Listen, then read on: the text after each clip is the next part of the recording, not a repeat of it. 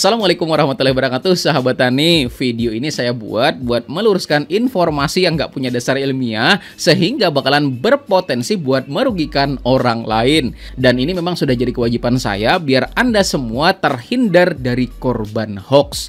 Nah, pertama ya sahabat tani, kalau kita terus aja menggunakan kapur dolomit, maka dalam kurun waktu 10 tahun kita bakalan jadi penambang kapur.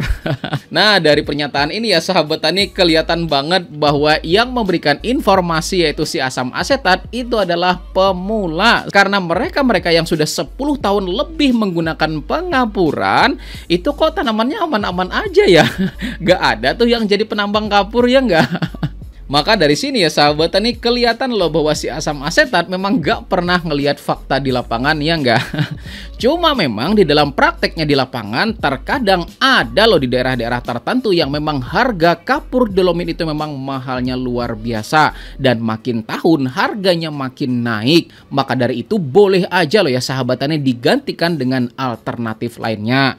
Tapi kalau pernyataan bahwa penggunaan kapur dolomit sampai 10 tahun bisa jadi penambang kapur gitu kan, maka itu sudah pasti 100% adalah asbun. Sekarang begini ya sahabat tani, langkah pertama dalam proses pengapuran itu pertama perlu adanya pengecekan pH sebelum kita melakukan aplikasi. Dan ini contohnya ya sahabat tani, ketika didapatkan hasilnya maka kita berikanlah perlakuan pengapuran dan itu dilakukan sedikit demi sedikit. Dan setelah beberapa waktu kemudian baru kita lakukan pengecekan kembali. Kalau misalnya nih ternyata kenaikannya sudah sesuai dengan yang kita harapkan, maka porsi tersebut kita rasa sudah cukup. Tetapi kalau misalnya kurang, bisa kita lakukan penambahan kembali. Intinya setiap perlakuan itu ketika ada yang namanya prinsip tes dan ukur, maka dari sisi ekonomi pasti bakalan jauh lebih hemat. Dan dari segi tenaga juga pasti jadi jauh lebih efisien, ya enggak? Kemudian informasi asbun yang berpotensi bakalan merugikan petani yang nomor 2 ya sahabat tani. Kalau pH tanah asam, maka gunakanlah pupuk seperti kalsium nitrat dan juga kalium nitrat. Dan kenapa informasi ini merugikan ya sahabat tani? Karena kalsium nitrat itu nggak bakal memiliki kemampuan yang lebih besar buat menaikkan pH tanah. Saya kasih paham ya sahabat tani bahwa proses terciptanya kalsium nitrat itu merupakan hasil reaksi dari asam dan juga basa, di mana ada dua zat yaitu kalsium hidroksida atau CaOH2 dan juga asam nitrat atau HNO3. Dan begini loh bentuk dari asam nitrat tersebut. Dan penjelasan ini sudah pernah kita bahas lengkap loh ya sahabat tani pada video yang ini, lengkap berdasarkan perhitungan stoikiometrinya. Dan kalsium hidroksida itu pH-nya basa loh ya sahabat tani, sedangkan HNO3 itu pH-nya adalah asam. Maka ketika kita campurkan dengan perhitungan stoikiometri yang tepat, bakalan dihasilkan suatu senyawa namanya kalsium nitrat dengan pH yang netral. Dan supaya lebih mendalam lagi ya sahabat tani, saya kasih lihat apa itu reaksi asam dan juga basa. Yaitu dalam memproduksi pupuk MKP, maka kita perlu mereaksikan dua zat yaitu kalium hidroksida seperti ini bentuknya dan asam fosfat seperti ini bentuknya. Maka setelah ketemu perhitungan stoikiometri masing-masing dengan takaran yang tepat, maka pelan-pelan kita tuangkan larutan A pada larutan B. Dan harus pelan-pelan ya sahabat tani, karena bakalan terjadi reaksi asam dan basa dan pasti bakalan mengeluarkan panas luar biasa yang kalau kena kulit apalagi ada tatonya gitu kan, dijamin bakal melepuh gitu loh.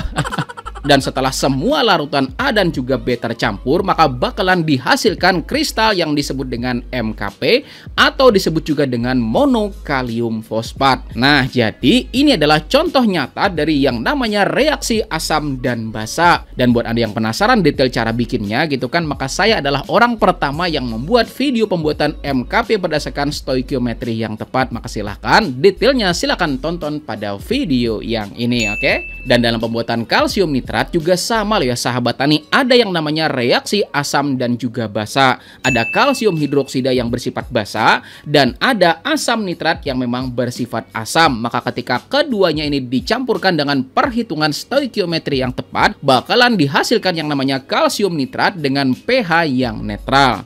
Kemudian pupuk kalium nitrat, maka ada kalium hidroksida sebagai zat yang bersifat basa, kemudian ada asam nitrat yang memang bersifat asam. Maka ketika keduanya ini tuh dicampurkan dengan perhitungan stoikiometri yang tepat, bakalan dihasilkan namanya adalah kalium nitrat. dan kalium nitrat pH-nya juga netral loh ya sahabat tani. Mau bukti? Mari kita cek referensi ya sahabat tani. Kalsium nitrat, lihat sendiri berapa pH-nya. 5 sampai 7 ya enggak sahabat tani. Dan selanjutnya kalium nitrat, pH-nya berapa coba? Pada suhu 14 derajat Celcius, pH-nya adalah 6,2. Maka kedua bahan tersebut ya sahabat tani dijamin gak bakal memiliki kemampuan yang besar buat menaikkan pH tanah. Apalagi pH tanahnya tuh sudah ekstrim luar biasa gitu ya sahabat tani asamnya. Dan sekarang mari kita lebih mendalam lagi pada bukti nyatanya ya sahabat tani. Mari kita timbang kalsium nitratnya sebanyak 1 gram. Kemudian kita masukkan pada air sebanyak 500 ml. Dan kemudian mari kita lakukan pengadukan. Dan sebagai konversi ya sahabat tani, 1 gram per 500 ml itu sama dengan dosis 2 gram per liter airnya, oke? Dan sekarang mari kita lihat hasil pengukurannya.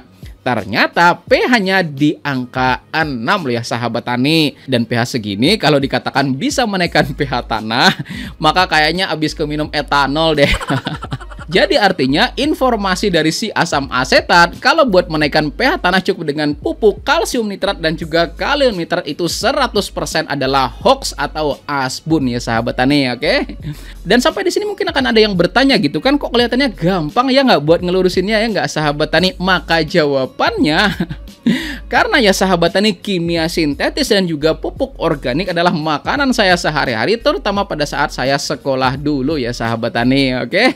Kemudian perlu kita pahami bersama bahwa yang bikin pH tuh bisa naik ya sahabat tani karena suatu zat yang sifatnya adalah basa kuat, baik itu berbentuk padat maupun berbentuk cairan atau larutan gitu ya sahabat tani. Maka apa aja sih kira-kira zat yang bersifat basa kuat tersebut? Yaitu bahan-bahan dengan nama kimia di belakangnya ada kata OH gitu ya sahabat tani. Ingat, OH bukan oh gitu ya sahabat tani. Oh itu kalau malam Jumat ya enggak. Dan beberapa contoh zat dengan sifat basa kuat tersebut, contohnya adalah kalsium hidroksida atau CaOH2. Kemudian kalium hidroksida atau KOH itu juga bisa. Kemudian natrium hidroksida itu juga bisa gitu ya sahabat tani, dan lain sebagainya. Makanya pada video yang ini, ketika kita siramkan larutan CaOH2 dengan dosis terukur, maka yang semulanya pH-nya adalah 6, maka dalam 1 hari aja pH-nya bisa naik loh ya sahabat tani menjadi 6,4. Dan ini pembuktian loh ya sahabat tani dan ditancap pada lubang yang sama. Dan ini ya sahabat tani adalah pH tanah kebun yang sebelum kita lakukan penanaman, kita aplikasikan larutan kalsium hidroksida. Nah, kelihatan kan mantap kan pH-nya sahabat tani? Maka ketika informasi yang diberikan itu ada referensinya, ada datanya dan juga ada buktinya ya sahabat tani, maka informasi tersebut jadi jauh lebih valid. Tetapi kalau cuma sebatas konten gitu ya sahabat tani, upload tiap hari tapi nggak punya dasar ilmiah dan juga nggak punya pembuktian yang jelas, maka pada akhirnya petanilah yang bakalan merasakan dampaknya. Dan saya kasih bukti lagi ya sahabat tani, dan ini benar-benar tanpa adanya rekayasa. Lahan tomat ini hanya mengandalkan larutan CaOH2 pada video yang ini. Dan di sini tuh nggak ada sama sekali loh ya sahabat tani menggunakan dolomit. Nyatanya tanaman juga normal loh ya sahabat tani. Dan buat teman-teman yang nonton video ini, pada intinya saya mau berpesan ya sahabat tani, sebelum kita memberikan perlakuan apapun, dan itu misal perlakuan baru gitu ya sahabat tani, maka sebaiknya lakukan pengetesan dan juga pengukuran terlebih dahulu dalam skala kecil. Karena beberapa waktu lalu kejadian loh ya sahabat tani, ada petani yang punya lahan seluas 2000 meter persegi ditanamin jagung gitu ya sahabat tani, kemudian mau selanjutnya ditanami mentimun gitu kan. Tapi kok aneh gitu ya sahabat tani, saat mentimunnya daun 2, kemudian mentimunnya itu mati gitu ya sahabat tani. Kemudian bongkar, tanam kembali mentimun, baru daun 2 mati lagi gitu ya sahabat tani. Lalu bongkar lagi, kemudian tanam lagi, 50% gak maksimal gitu ya sahabat tani.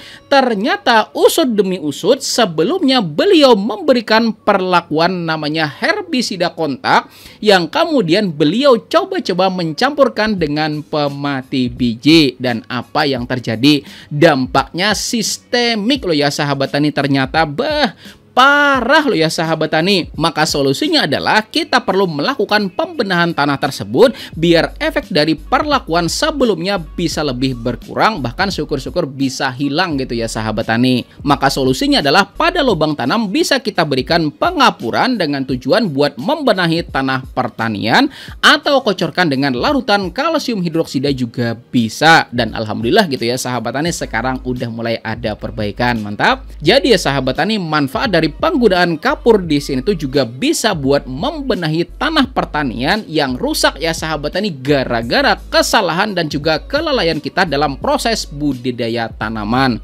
Maka mudah-mudahan kita semua bisa lebih bijak lagi dalam memilah dan juga memilih informasi buat kita bertani, dan mudah-mudahan tanaman yang kita tanam dapat tumbuh dengan lebih subur, sehat, berbuah lebih lebat dan juga banyak, sehingga menghasilkan panen buat jadi penghasilan bagi kita semua gitu ya sahabat tani. Amin ya. Dan di samping sini ada dua video yang saya rekomendasikan untuk Anda pelajari. Insya Allah akan semakin tambah pengetahuan Anda. Terima kasih. Saya Rizal Ansar. Saya akhiri dengan ucapan wassalamualaikum warahmatullahi wabarakatuh.